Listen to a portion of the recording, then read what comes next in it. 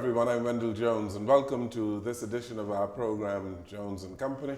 On this program, we examine the national and international issues, and on our program today, we're going to be talking about an organization that has been operating in the Bahamas for decades now, and that has been doing some wonderful work in the Bahamas, and many Bahamians have benefited from Rotary International.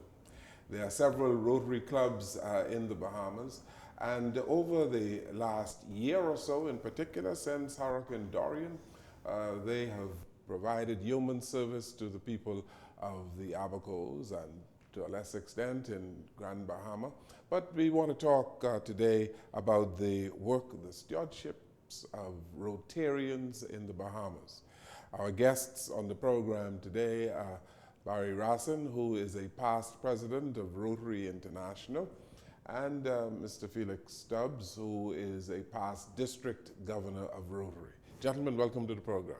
Thank you. Thank you for having us. Good to have you here today.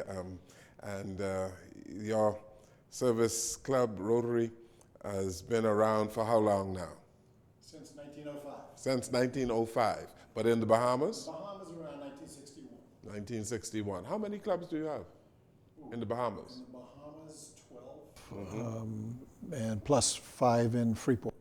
So it has grown over the years. It has significantly. And We want To continue growing. you want to continue growing. So the big clubs are in New Providence. Yes? Yes, I have to say that. Okay, good. You know, as a young reporter, 40 years ago, I started covering Rotary. And I remember the days of covering the Nassau Club, the City Club. That was The first club in Yes, Nassau. Yep. it's a Harold Christie and people such. Exactly, In yes. that club, that's where I got to meet a whole lot of I call them the old timers, the leading businessmen in the country. Yeah. So over the years, you've attracted businessmen and now women to Rotary. Speak about that. We find it very important that we represent the entire community, so in all its diversity. So we want to reach out to companies who have individuals who have the time to spend and some dollars to share so that we can do the service that we do. And it's important for them because they get a sense of satisfaction. They're helping their own community. The beauty of Rotary is we also help internationally, so we do both. But obviously in the last year, we've really focused a lot in our northern islands here because they have so much needs and we want to be there. And Rotary, when we get into a disaster like that, we're there from the beginning for years. Okay. Before we talk about the aftermath of the hurricane, what has been, Felix Stubbs, the impact of Rotary in the Bahamas generally? I think there's been significant impact because we don't understand the level of poverty that we have in this country, and so Rotary has been actively engaged in helping to feed people for many years. We've been housing people who don't have homes, and generally, especially with young people, we've been doing a lot of mentoring as well. And so the impact may not be visually apparent, but it's been quite significant. But beyond the impact that Rotarians have had in the Bahamas, what I think we don't realize is that when we talk about Barry's role as president of Rotary International and the 60 countries that he visited and the exposure he brought to the Bahamas, nobody measures that. And I tell you, as a result of that, we have, unfortunately not over the last 3 months, but up until very recently, significant amount of people coming to the Bahamas for vacations, for Rotary conventions on cruise ships, because of the visibility that Barry brought. Was that something you aspired to be president of Rotary International? Not really. In Rotary, I just want to do good things and help our community get better and work internationally. But I just enjoyed it, so they kept giving me more jobs to do. And the day came where somebody asked me, I said, never thought about it. And put my name in, and a couple of years later, became president. So was that something that you were voted president by clubs around the world, or just? No, we have a nominating committee made of representatives from the 34 regions around the world. Okay. And they interview you. So you're in a room with 17 individuals and they're throwing questions at you. And it's an intense moment in your life. Well, it was quite an honor to be president of Rotary It certainly International. is. And as district governor, what is the role of the district governor in your capacity? You're the past district governor. So Rotary is made up of several districts around the world, 538 currently, and each district has a governor who represents the president in that district. And I was the district governor for 10 countries across the Caribbean. Basically, the role is to motivate the clubs to do good in the communities, to grow the clubs, and to generally to make sure that things are running smoothly according to the Rotary Constitution. And in my role, I had responsibility for 2,400 Rotarians across the Caribbean. Right? And in Barry's role, he had responsibility for 1.2 million Rotarians around the world. I like to keep telling that because, unfortunately, Barry's a very modest person, so I like to sing his praises whenever I get an opportunity to, because what he did was almost inconceivable in terms of coming from a country of 350 people and representing 3,000 people, yes.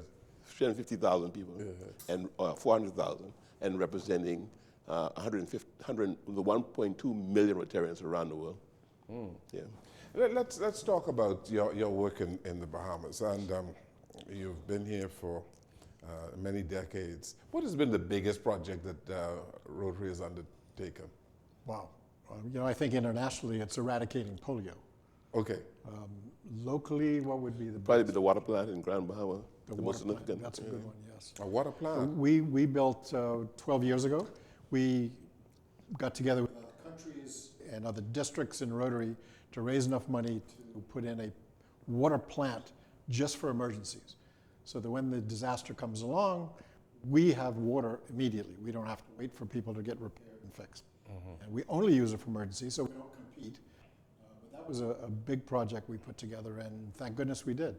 Every time there's a major hurricane goes through Grand Bahama, they have water to drink from Rotary first day. Interesting. Yeah, I could tell you two other projects we did. One was, from time to time, we'll see the bloodmobile driving around town, a mobile unit to collect blood from people. We have a shortage of blood in this country, and so that was very important. That machine truck cost us $150,000, but Rotary clubs in the Bahamas paid $100 each club, 6 clubs at a time. And through a partnership agreement with Rotarians around the world, we were able to raise $150,000 to bring in a vehicle that we paid $600 for ourselves. Secondly, we put almost $150,000 worth of educational supplies into the nursing school several years ago so that we can better train our nurses.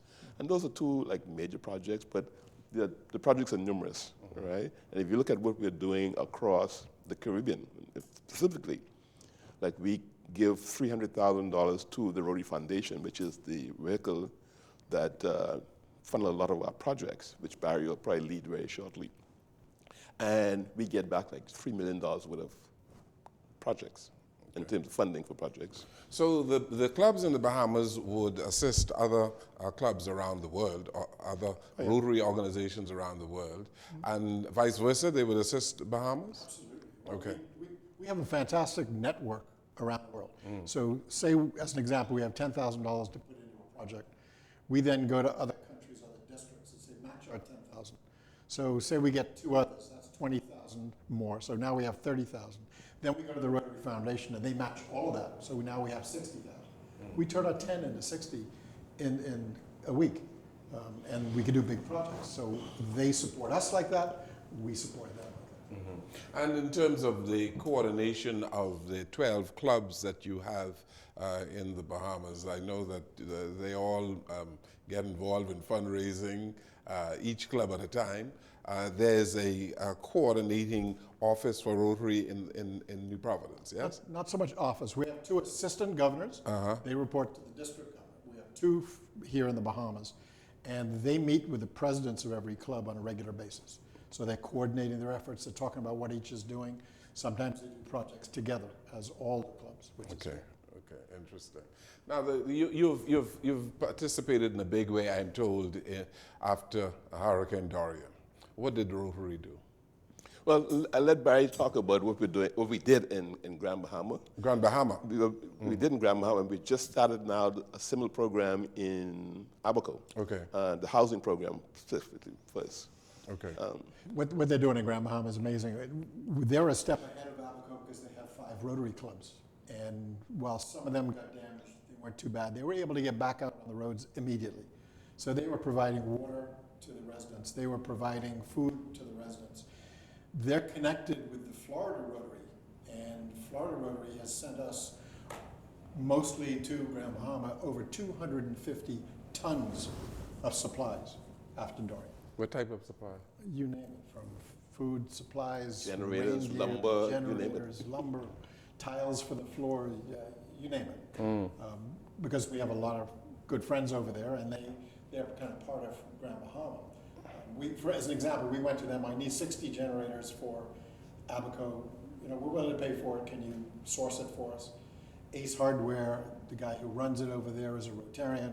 He gave us an amazing price for 60 generators, and they ship it to us, and we distribute it. So in Freeport, we went with the water plant we already had. Then the Rotarians there started a project to fix the fishermen's boats because they were all washed inland. They did the fiberglass work.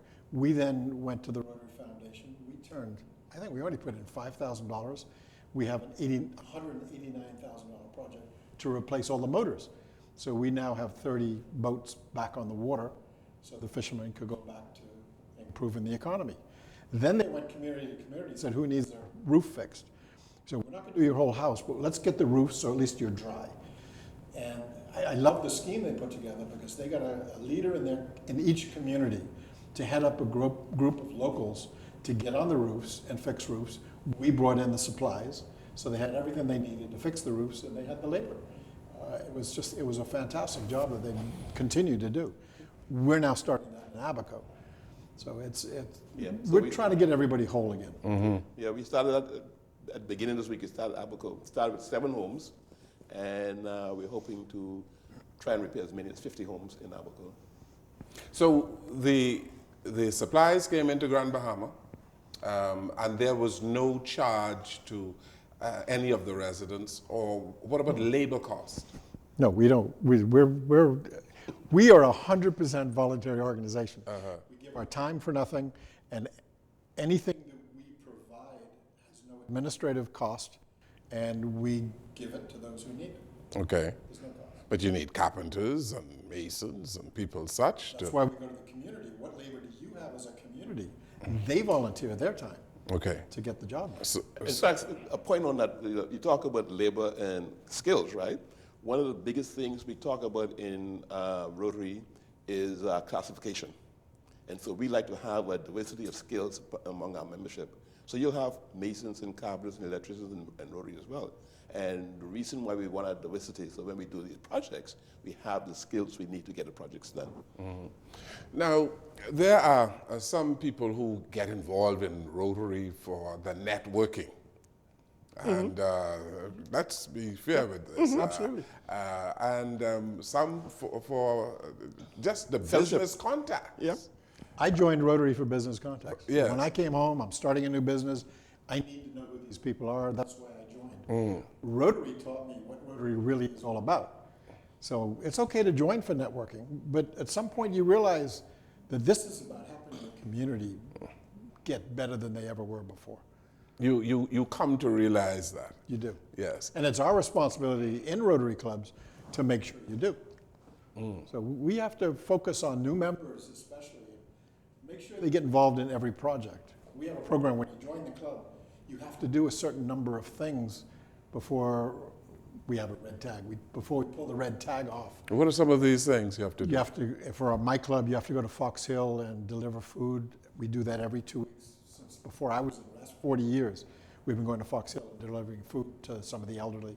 They have to do that. They have to visit another club so they're comfortable with meeting other Rotarians. They have to introduce people at the meeting. They have to get up and tell us about themselves. There's a whole list. Interesting. And have you had people who've come to Rotary and couldn't do all of these things and just dropped out? Sadly, we have.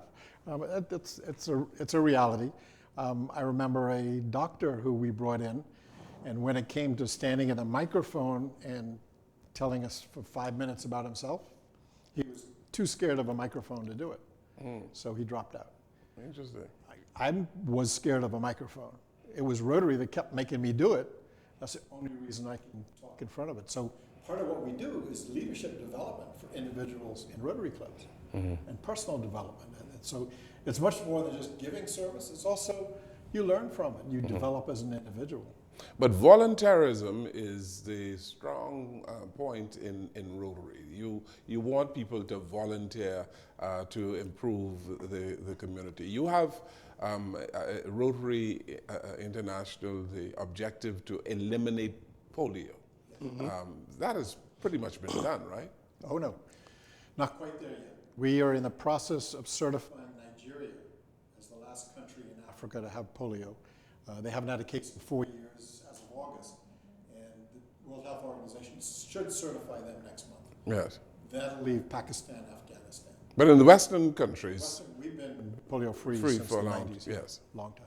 Okay. So what is the focus in Western societies? Continuing to immunize your children, because if they don't control it in the other part of the world, it could travel here. We got to make sure we immunize not only for polio, but for all those diseases you can immunize. I wanted to enter that particular area because we are going to soon have to do some things with COVID-19. Yes? And we don't know when a vaccine would be available. But Rotary probably would have a hand in that as well. Eh? The beauty of our polio eradication program is we have an infrastructure around the world to deliver vaccines to those communities. Once we have a vaccine for COVID-19, we can add that to the infrastructure. So we're probably the only organization with our partners in the world that can get the vaccines out to the communities fast. The only difference will be polio vaccine is drops. Yes. Very easy for any of you. You could do it, I could do it. It's great. If they come out with a shot, then you need a nurse to do it. So that'll take even longer to reach the 7 billion people on Earth. But in terms of funding this, Rotary is prepared to put funds behind it. Absolutely. Our Rotary Foundation has already agreed that we will support a COVID-19 vaccine once it's on the market. And we're partnered with Bill Gates. He's given us $1 billion over the years toward polio eradication. And he's going to continue his commitment with that, but he's moved a lot of his funding to both treatment and vaccination research for COVID-19. He will also partner with us once we get to that point. Interesting. And so the focus remains the same in terms of giving the vaccination to people around the world. Yes. Specifically in our region, the Caribbean, you deal mainly with disaster preparedness, and you look at the restoration after disasters. Yes. That's one of the things we do. We do a lot of different things, but certainly disasters, because we get hit every year somewhere in the Caribbean, Yes. and we help wherever got hit. Yes. Yeah. This particular one, though, was the worst ever, as I'm sure you know. Is Hurricane Dorian was just a devastating destruction which we haven't seen before. Yeah. But what Barry hasn't said to you, and he's probably slipped his memory, but he initiated, is presently we are beginning, not even beginning, we've already started to work on trying to provide potable drinking water to every single resident in Haiti. In Haiti. Every single resident, right? Now it may be a 20-year project, but the fact is, once Rotary makes a commitment to something, we stick with it. And so through his initiative, we've got people now on the ground working to provide Haiti with clean drinking water. And then once we start doing that, then it will lead to other things like sanitation and like other kind of stuff.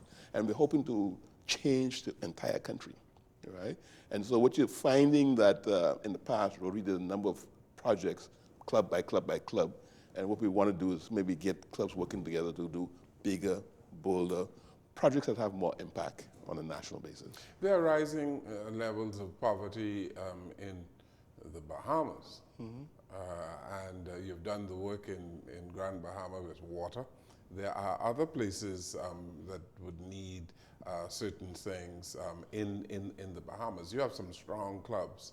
What would be the focus in terms of poverty alleviation in the Bahamas? From my perspective right now, we're Focused on Abaco and Grand Bahama. trying to get them whole. After the hurricane? Okay, we Yes. already sent a portable water program to Abaco. They just got that 2 weeks ago. Mm-hmm. So that's another 10,000 gallons a day we provided. We also doing this, the 7 houses we've started. We've sent significant money down for food because between Dorian and then COVID-19, there was a serious gap. So we're trying to support them with food. We sent an RV unit, one to Grand Bahama and one to Abaco for the United Nations Development Program to run a technical assistance unit so they can provide guidance, support, advice to all the residents for rebuilding. So they now have those. They just got those a week or two ago. So that's now functioning. The engines in Freeport, we're in the process of looking at a school, possibly doing these solar panels on a school. We're really interested in getting all the schools back, and we want to work with the government to make sure every school gets done again. So we're ready to go. COVID-19 has frustrated the life out of us because we want to go there and help. Now that the border is open, we've started that. And the first week it was open, we had some Rotarians who were outstanding. Yeah. They just jumped on a plane, took 2 containers of building supplies and started work. So you have that level of enthusiasm among Rotarians in the Bahamas for these projects, eh? That's what being a Rotarian is all about, you know. And you talk about people joining Rotary for networking, that kind of stuff, and I have no problem with that as well. And in fact, a lot of us do. But once you are a good person, and we only take good people in the Rotary, we believe you can make you a good Rotarian. Yeah, we have to talk about what is a good person. Yeah. Let's not try and define that. Let's take a break here on our program. This is Jones and Company, and we're talking about the work of Rotary International in the Bahamas. We take this break, we'll come right back.